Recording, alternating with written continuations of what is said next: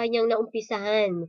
At iyon po ay dadalhin doon sa lugar na kung saan naroon yung mga mahihirap, pero sa pamamagitan ng kanyang misis daw po, no? Pero may question dito.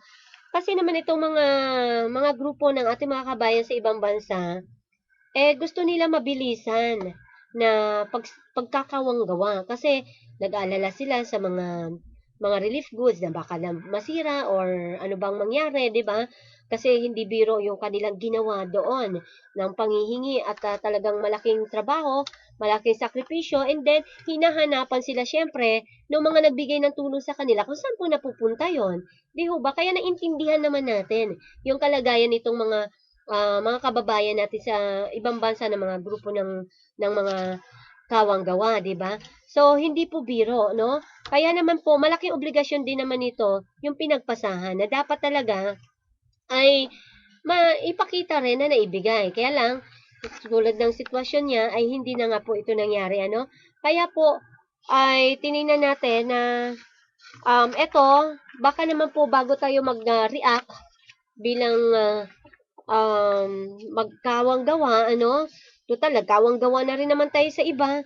Bakit hindi natin gawin ng kawang-gawa rin sa sarili mong nasasakupan, di ba?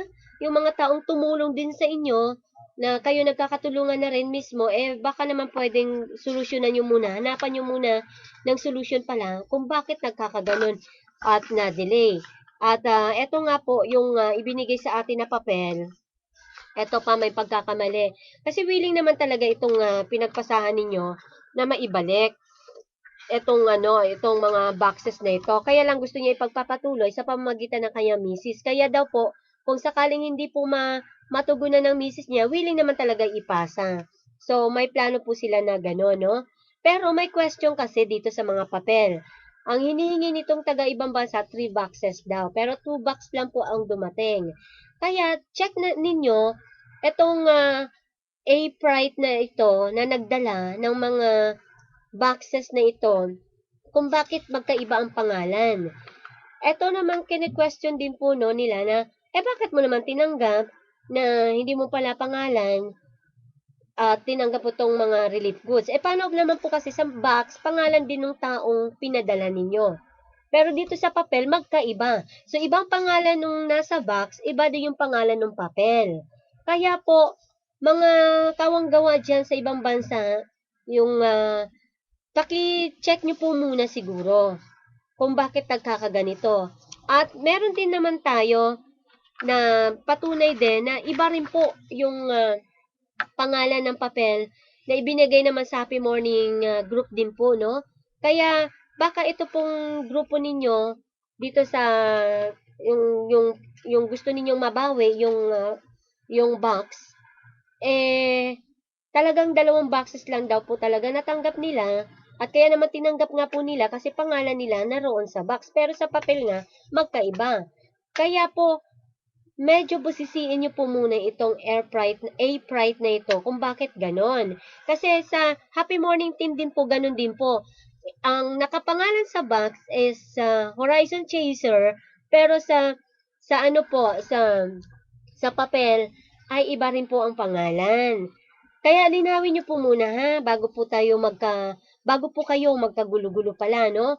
At bago po tayo magbigay ng opinion ng mga bagay na baka sa huli nakasakit na po tayo, no? Yung mga taong natulungan po natin. Pero hindi po talaga natin masisi ang bawat isa, lalo na bugso ng damdamin na medyo hirap na po tayo sa pagganap ng tungkulin na ito, nadadala po talaga tayo sa emotion din. Kaya naman, ang bawat isa, meron pong paninindigan or katungkulan or dapat gampanan. Ano? Pero, nasa sa ayos ang mga ito kapag po, medyo tiningnan natin muna ng mabuti. Nagkaroon muna ng masusing investigasyon bago po tayo magpo-post ng mga bagay na um, parang hinahatulan na natin yung bawat isa sa atin. Tandaan po natin, hindi po natin magagawa ang kawang-gawang ito kapag nag-iisa lang po tayo. Di ho ba? Mahalaga po sa atin yung mga kasama po natin na katulong po nito, katuwang din nito na nagbigay po ng buhay para po maisapatupad itong kawang-gawa na ito. At bago po natin patawan ng kung anumang pataw o hatol, kung ano man siya, manggagamit ba? Or ito ba'y ginasta or saan ba napunta? Kung tayo po ay may pruweba na, di ba? So, imbestigahan nyo po muna siguro yung may pakana ng nagpadala ng mga boxes. Kung bakit iba ang pangalan at ibang pangalan ng boxes, di ba? So, bago po tayo siguro magsalita ng kung anumang mga bagay na yan, nakakasakit ng damdamin sa ating kasama sa pagkakawang-gawa. So, para po maging maayos, maging payapa. Kaya ang ganda-ganda nitong kantang itong We Are the World, oh. We're saving our lives, di ba? So, ibig sabihin, kung tayo nga po tumulong sa ibang tao, sa ibang hindi natin kaano-ano, sarili naman po natin, tulungan din po natin, di ba? Lalo na yung mga kasama mo sa paggawa nito.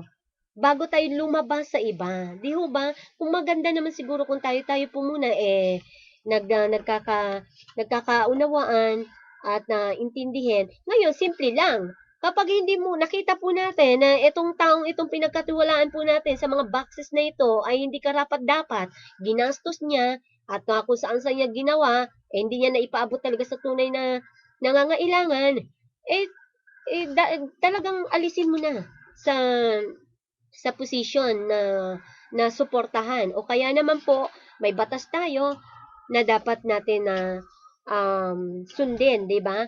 Na kung kinakailangan ihabla po natin, di ba? Pero kumpletuhin po muna natin ang documents bago po natin gawin yan.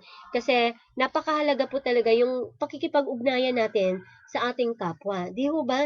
Yung mga taong lalo na naging bahagi na pala ng ating buhay. So, yun po yun Kaya hindi po natin napapansin. Huwag po tayo magkagulo-gulo, lalo na po tayo kawang-gawa tayo, di ba? So, alamin po muna natin to ng mabuti para po medyo maganda ang ating samahan, tayong sulok ng mundo, talagang pag-ibig, 'di ba? Ang namamagitan sa atin. Nagkikipagtulungan po tayo. Okay, at ipagpatuloy rin po natin yung excuse me muna ha, yung etong usapin na ito ng kawang-gawa. Mamaya po susundan natin after ng programa. Personal na lang inyong lingkod sa Facebook. At doon po tayo mag-usap-usap. Okay, at regarding naman po sa mining ha, yung Felix Mining po at DNR, MGB Director Hasareno, ang inyong lingkod naman po talagang baho sa inyo, ano? Dahil binigyan nyo to ng pansin, yung mining Felix na yan dito sa na kung saan nagkaroon ng problema, nagkaroon ng lake, di ho ba? Ngayon ang tanong, sa Angono Rizal ba yung quarry natin dyan? Kailan naman po yan sundutin din ninyo? MGB, DNR MGB, Engineer Leon Sereno, hintayin rin ba natin na matulad sa Felix Mining na may lake na, saka lang kayo mag-a-action na dahil ngayon idadahilan nila dala ng kalikasan. Paano din po sa Angono Rizal, di ba? Lumabas na yung geohazard map natin na anytime mag-landslide dyan, high risk yung area, hintayin din ba natin na may mangyari rin po bago kayo magkabangagan? Katulad ngayon, di ba?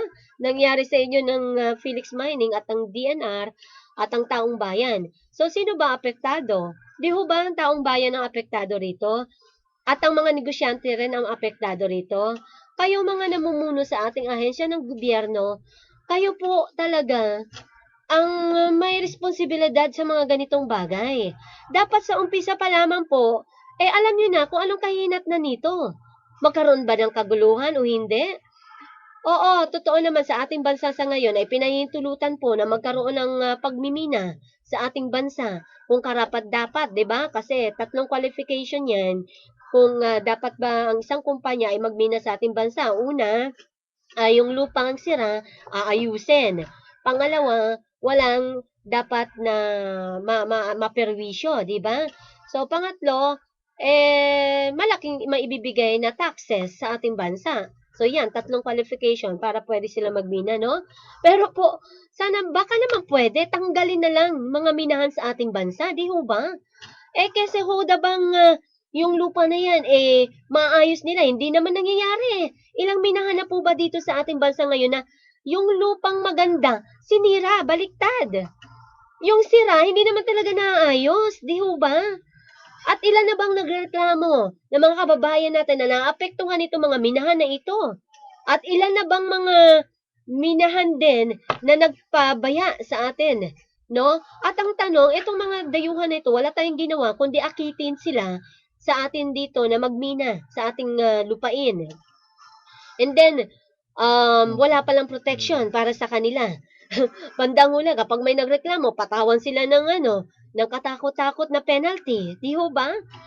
Kung ganito rin lang naman ang kalakaran, di itigil na lahat ng minahan dito sa ating bansa. Di ho ba? At ang mga foreigner na yan, ang mga dayuhan na yan na nagtayo ng negosyo dito sa atin, hindi naman sarili nga nilang bayan o bansa, hindi nga po sila nagmimina dun eh. Di ho ba? Ngayon dito sa atin, bakit kaya? Bakit ayaw nila na may nagmimina sa kanilang bansa? Kasi alam nila yung malaking epekto nito. Ang dulot nito, no? Sa bandang huli. 'Di ba? Matalino sila, wise sila eh. Pero maunlad po sila. 'Di ho ba?